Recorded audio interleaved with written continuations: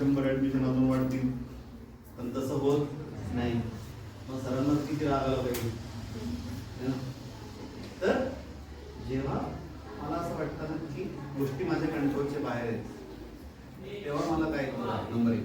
Number 2, रागाचा problem मला होतो, दुसऱ्याला होत नाही. असं जेव्हा आपण विचार करून आपल्या रागावर, आपल्याला काय वाटतं की ते होत आहे म्हणजे नॅचरल आहे ना.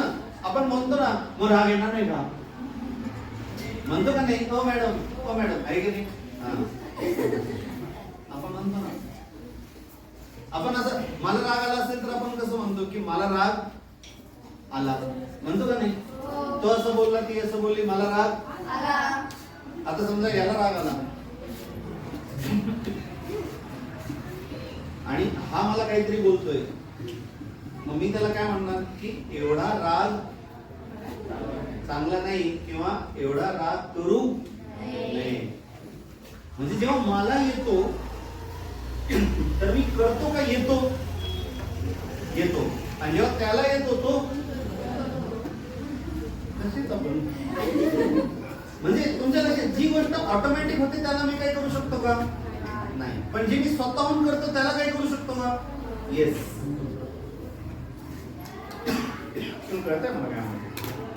जेव्हा मला राग येतो ना, मला मी स्वतःला काय सांगतो की हे तर नॅचरल आहे, म्हणजे नॅचरल आहे, त्याला मी काय करू शकत नाही. पण जेव्हा दुसऱ्याला येतो मी त्याला म्हणतो की तू राग केला, त्यांनी राग केला, तो राग करतो, असं राग होत नाही.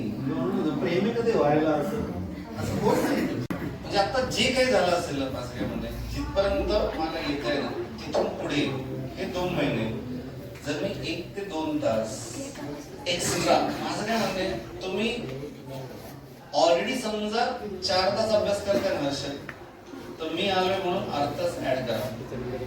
तुम्ही समजा ऑलरेडी 5 तास अभ्यास करताय, तर मी आलोय म्हणून अर्धा तास ऍड करा. तुम्ही 2 तास करताय, अर्धा तास ऍड करा. तुम्ही काहीच करत नाही, आजपासून अर्धा तास करा. म्हणजे फक्त किती ऍड करायचंय श्रावणी, हा फक्त तेवढं मी नगरवरून आलोय, तुम्ही माझ्यासाठी तेवढं तर केलं पाहिजे. किती ऍड करायचं फक्त आपल्याला, अर्धा तास. कुठली पण मोठी गोष्ट आयुष्यात अचानक होत नाही. Takes time, but it should start. आणि मग ती स्टार्ट कधी झाली पाहिजे, आज घरी गेले ना तुम्ही, आजपासून आपण एक्स्ट्रा किती वेळ बसायचंय, खूप नाही करायचं. मला अपेक्षाच नाही तुम्ही रात्री 12, 1, 2 पर्यंत जागा, पहाटे 4 वाजता करणार पण नाही. तुम्ही कशाला कशा अपेक्षा ठेवायची, अपेक्षा व्हॉट्सअप पे मग आपण लगेच चेक करतो की 1 टिक झाली, मग किती झाली, 2, मग ती कशी झाली, मग वरती काय आलं, सीन तर ऑलरेडी झालं ना, ब्लू झालं म्हणजे सीन झालं, ब्लू झालं म्हणजे सीन झालं ना. वरती नाही, लास्ट सीन काय करायचं, आपलं सीन झालं, आपण लास्ट सीन बोलतो. वरती काय, टायपिंग. मग वरती टायपिंग आणि मग खाली ते असे 3 डॉट, वरती येते खाली जाते, वरती येते खाली जाते. आणि मग आपल्याला आलेला काय, मेसेज. आणि समजा 2-4 मिनिटं ते टायपिंगच येते, डॉट खालीवर आपलं दिल खालीवर. एवढं पण आपल्यात काय राहिलं नाही जे की पाहिजे. पहले सर लोग बेटी की शादी करवाते थे, फिर उसको बच्चा होने के बाद ही बेटी को मिलते थे. 2 बच्चे 3 झाले है ना. आजकाल असं इथून निघले का इथं पोहोचले, इथं रईस झाले, आता घरी आलोय, आता हे खाल्लंय, फक्त आता आत गेलेलं नसते सांगत नाही. पण आपल्याला प्रत्येक मिनिटाची तुमच्या लक्षात येते का इन्फॉर्मेशन पाहिजे, येस और नो. आपण लगेच कशी होतो, ईगर. आपल्यावर काय लॅक्टिक ऍसिड. हा, मग अक्युमुलेट काय होतं ते विचारलंय ना तुला इथे वाजता. हा, chemically vinegar is dash 4% acidic acid. All chromosomes are parallel to equatorial plate in dash. एक असं कॉन्फिडन्स म्हण ना पटकन. हा, म्हण पटकन, म्हण लवकर. आता म्हणत होता ना, हा, मेटाफेज.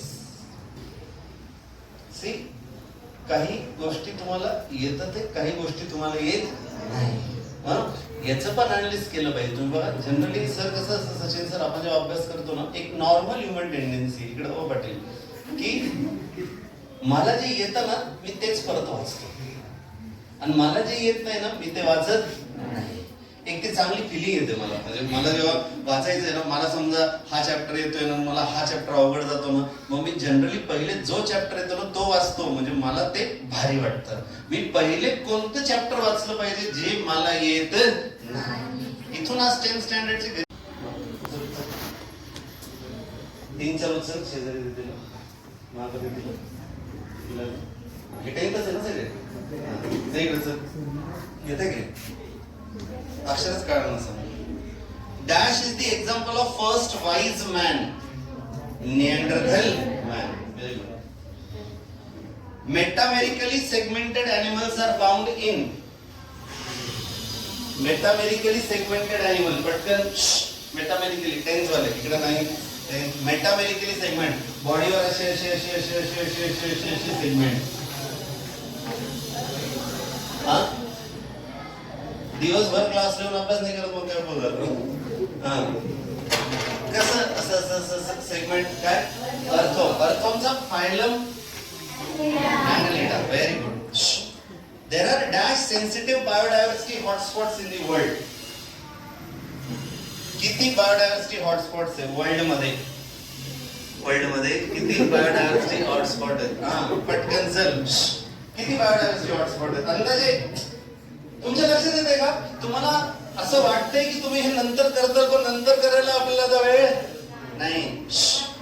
किती आहे बायोडायव्हर्सिटी हॉटस्पॉट? बडबड ओ बडबड. हा तिला काय हा किती बायोडायव्हर्सिटी हॉटस्पॉट आहे? पटकन ओ मॅडम सांग.